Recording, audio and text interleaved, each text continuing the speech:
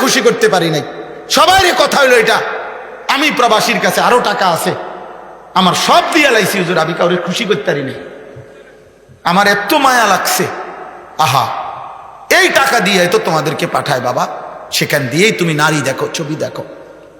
এই প্রবাসীর রক্ত পানি করা ঘামের এই পবিত্র টাকা তার স্ত্রী, যাদের বেহায়া নারী বাজারে বাজারে ঘুরে। হায় নারী, এই বোন, তুমি তোমার স্বামীর উপরে অনেক বড় জুলুম করলা। তোমরা এমন করতেছো কেন বাপ? এত বাড়াবাড়ি করছো কেন আব্বা? ইসলামকে এভাবে প্রত্যাখ্যান করছো কেন? নামাজকে এভাবে ছেড়ে দিচ্ছ কেন বাবা? বিষয়টা কি বলো না বাপ, কি করতে চাচ্ছ? সারা দিন রাত তোমরা যারা নারী দেখো, ছবি দেখো, বাবা কয়টা মহিলার জন্য তুমি এমন করতেছ? কয়জন নারী দরকার তোমার? বলো না, সারা পৃথিবীর সব নারী তোমার দরকার? এক পুরুষের যৌন চাহিদা পূরণের জন্য কয়টা বেটি দাও? তুমি এরকম করতেছ না? তুমি যে সারা রাত দেখো উলঙ্গ ছবি, তোমাদের চেহারা দেখে তো বোঝা যাইতেছে আব্বা নামাজের কোনো চিহ্ন নাই অধিকাংশের চেহারা। আমি দাঁড় করাই বেনামাজি, আমি এখন দাঁড় করাই 100 জন দাঁড় করাইলে ইনশাআল্লাহ 98 জনে ঠিক হবে, হয়তো 2 জন ভুল হইতে পারে। বেনামাজির কোনো দয়া মায়া থাকে না চেহারায়। কালো পাষাণ, এক জালেম, এক নিকৃষ্ট হাইওয়ান ছাড়া বেনামাজির চেহারার মধ্যে কোনো সৌন্দর্য থাকে না। ওরে দেখলেই বোঝা যায় এটা জঙ্গলি, ওরে দেখলেই বোঝা যায় এটা আল্লাহর নাফরমান, ওরে দেখলেই বোঝা যায় ও নবীর 23 বছরের চোখের পানির কোনো কদর করলো না। তোমার ঠিকের লাগে আমি বইয়া না, এই তো বোটে খারাইছি না। আমি স্লোগান দিতে বিশ্বাসী না, স্লোগান অস্বীকার করি না, কিন্তু বিষয়টা হলো মূল বিষয় ভাব স্লোগান না। আজ প্রয়োজন সেজদার, আজ প্রয়োজন গুনাহ ছেড়ে দেওয়ার, আজ প্রয়োজন মালিকের কাছে চোখের এক এক ফোঁটা পানি ফেলার।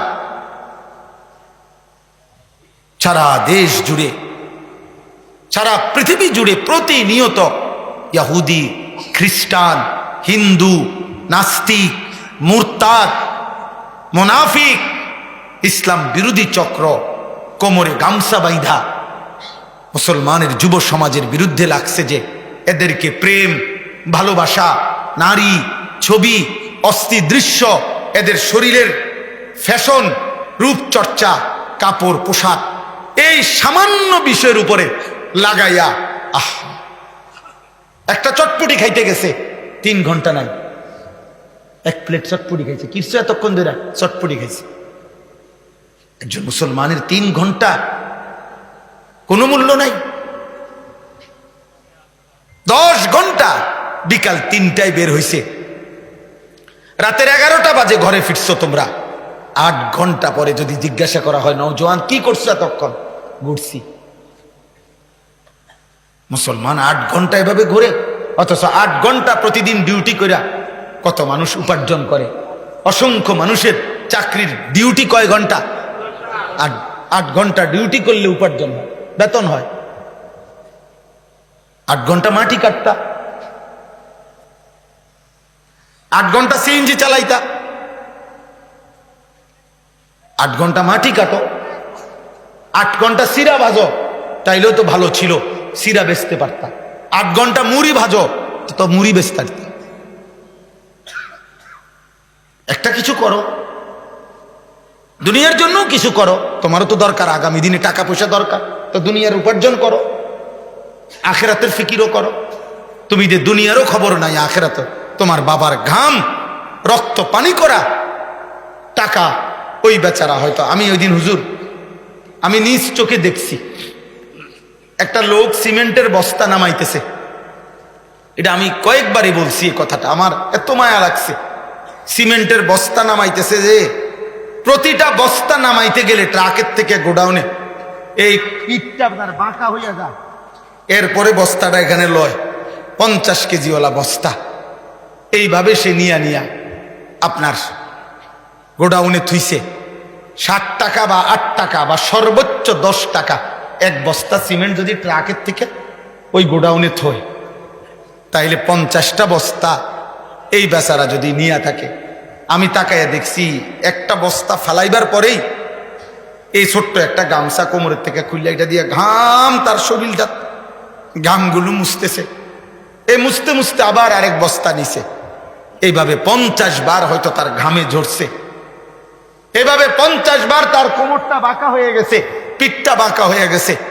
বিনিময়ে হয়তো 500টা টাকা পাইছে, 10 টাকা করে। তাইলে এই 10-500 টাকার থেকে তোমারে বাবা আপন সন্তানের হাতে 200টা টাকা হাতে দিছে।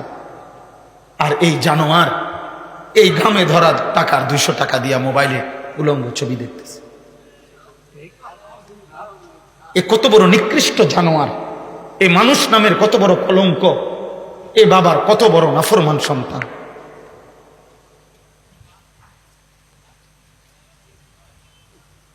তুমি যদি প্রবাসীর ঘাম দেখতা তো বুঝতা প্রবাসীর কি পরিমাণ ঘাম ঝরে উপার্জন। আমি তো দেখছি সৌদি আরবে প্রতিবারেই হজ উমরায় গেলে আমি তো প্রবাসীদের রুমে রুমে যাই। প্রবাসীদের সাথে আমার বহুত সম্পর্ক, আলহামদুলিল্লাহ।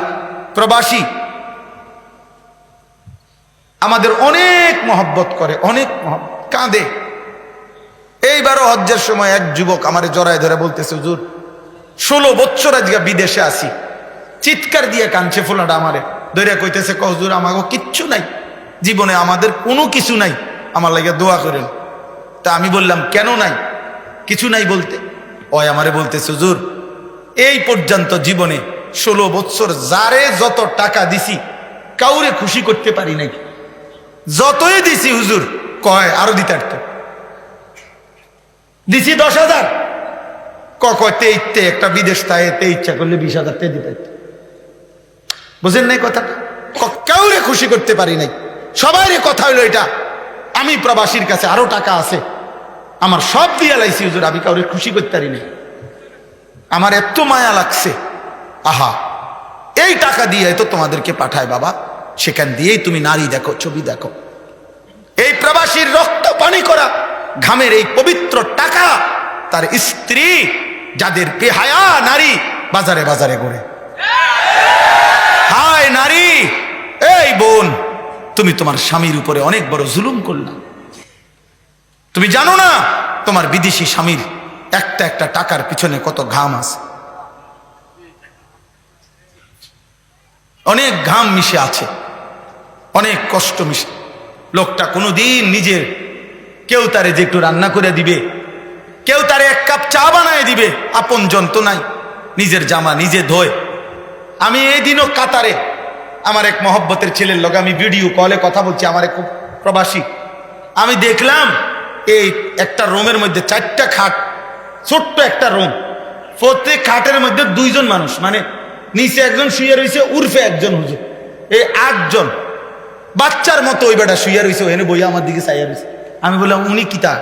হুজুর আমার লগে থাকে, উনিও প্রবাসী। আহা, মায়া লাগছে। মানে আলগা জায়গা নাই, এক খাটে 2 জন ঘুমায়, নিচে একজন, উর্ফে একজন।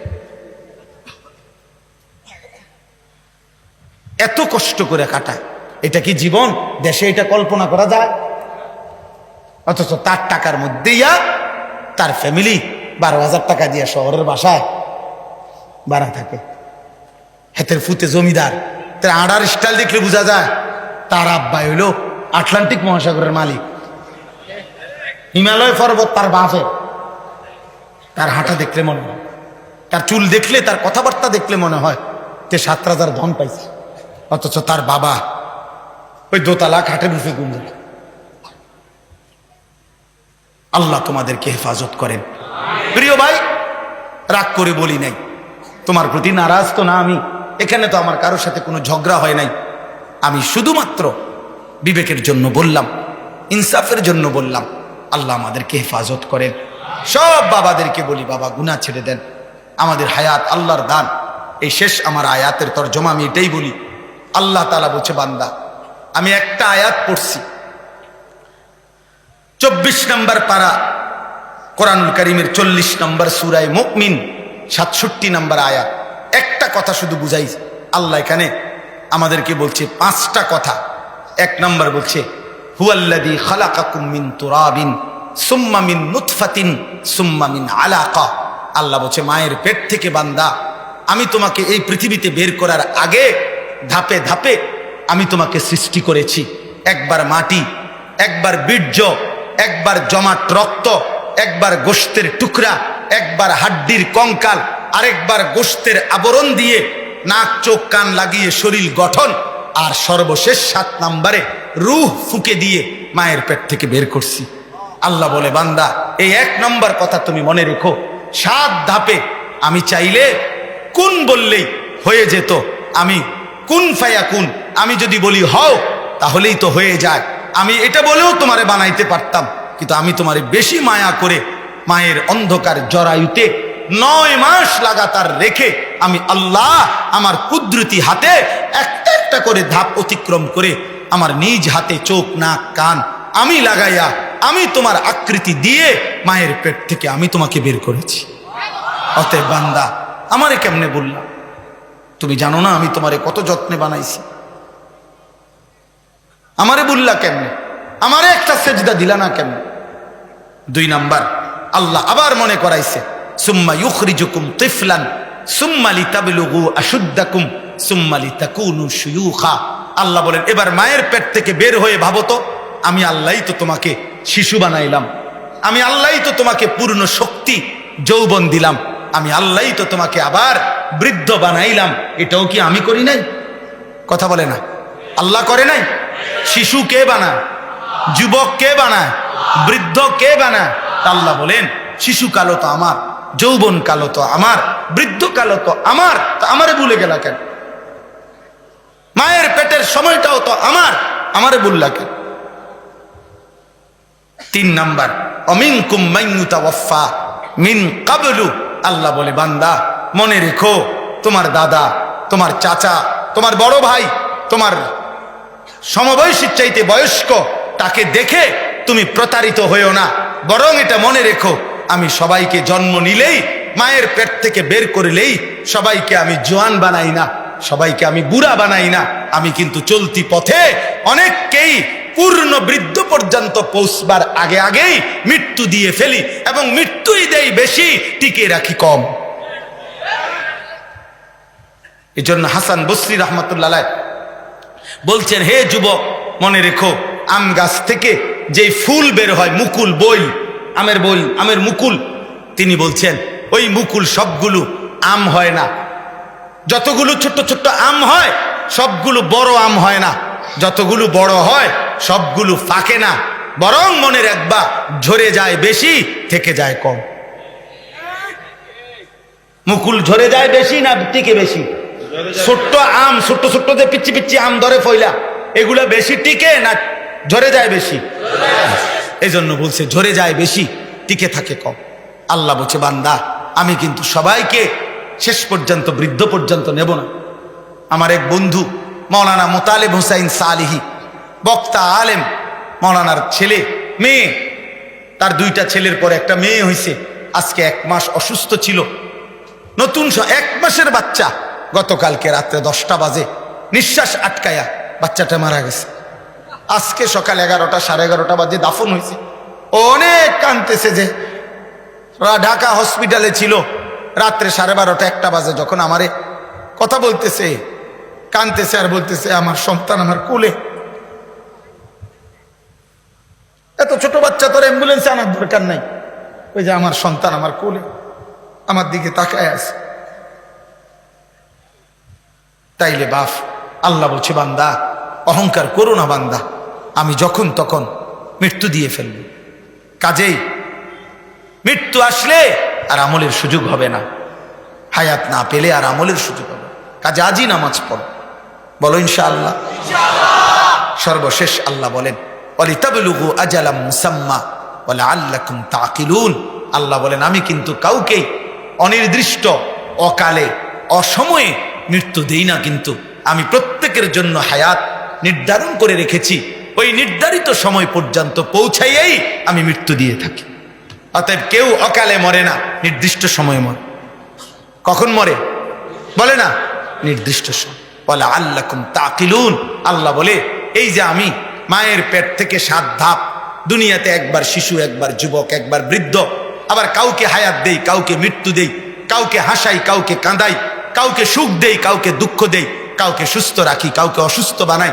এই সবটা আমি কেন করি? যেন তুমি বুঝতে পারো প্রত্যেকে যে তোমার কোনো ক্ষমতা নাই, মূলত আমায় আল্লাহর ক্ষমতা। অতএব ইনসাফের দাবি, আকলের দাবি, বিবেকের দাবি, যুক্তির দাবি, বাস্তবতার দাবি আমার দেহ, আমার শরীর, আমার শৈশব, আমার যৌবন, আমার বৃদ্ধ, আমার রাত, আমার সুখ, আমার দুঃখ, আমার আনন্দ, আমার বেদনা, আমার সুস্থ থাকা, আমার অসুস্থ, আমার নিঃশ্বাস, আমার হাতের নড়াচড়া, আমার বিন্দু বিন্দু নড়াচড়া, জীবনের প্রতিটা স্পন্দন আমার আল্লাহর হাতে। অতএব ইনসাফের দাবি আল্লাহরই ইবাদত করা, আল্লাহরই গোলাম। এটাই আল্লাহ বলছে। তুমি যেন বুঝতে পারো যে আমি আমার ইবাদতই করা উচিত, কারণ তোমার তো কিচ্ছু না বান্দা, সবটা তো আমার। তাহলে আমারে অবমূল্যায়ন করছো কেন? আমার কথার নাফরমানি করছো কেন? আল্লাহ আমাদের সমস্ত কিশোর নওজোয়ানকে হেফাজত করেন। বয়স্ক বাবারা গুনাহ ছেড়ে দেন, পর্দার আড়ালের মা বোন গুনাহ ছেড়ে দেন, 5 ওয়াক্ত নামাজে অভ্যস্ত হন। এবার আমার শেষ কথা হলো, যাদের বয়স 30 এর নিচে, 30 বছরের নিচে যাদের বয়স, তোমরা হাত উঠাও, হাত উঠাও ভাই। 30 বছরের নিচে, মাশাআল্লাহ, সবই তো মাশাআল্লাহ, ইনশাআল্লাহ আগামীর পৃথিবী ইসলামের পৃথিবী, ইনশাআল্লাহ আগামীর পৃথিবী ইসলামের পৃথিবী, ইনশাআল্লাহ ইনশাআল্লাহ। আমার ওসিয়ত তোমাদের প্রতি, প্রিয় ভাই, আমার ছেলেরা, আমার সন্তান, আমার 2টা কথা আমার শেষ। 1, চোখ হেফাজত কইরো, নারী দেখো না, অশ্লীল ছবি দেখো না। নারীর চাহিদা তোমার আল্লাহ দিছে, বিবাহের মাধ্যমে পবিত্র এক নারী মিলিয়ে আল্লাহ তোমার চাহিদা পূরণ করে দেবে ইনশাআল্লাহ। তুমি নষ্ট হইও না, তুমি চরিত্রহীন হইও না, তুমি লম্পট হইও না। আর 2 নাম্বার হলো ফজরের নামাজ জামাতে পড়ো, ইনশাআল্লাহ তোমার জীবন সুন্দর হবে, আখলাক সুন্দর হবে, চেহারা সুন্দর হবে, বাকি 4 ওয়াক্ত নামাজ সহ তোমার জীবন নুরানি হয়ে যাবে ইনশাআল্লাহ। রাজি ইনশাআল্লাহ? চেষ্টা করবা ইনশাআল্লাহ? হিম্মত করো ইনশাআল্লাহ। কোন নামাজ পড়বা? কোন নামাজ? আবার বলো, জোরসে বলো, আরো জোরে। মাশাআল্লাহ, আল্লাহ তৌফিক দেন। সবাই মহব্বতের সাথে বসো, উলামায়ে কেরামের নসিহত ধারাবাহিকভাবে শুনতে থাকো।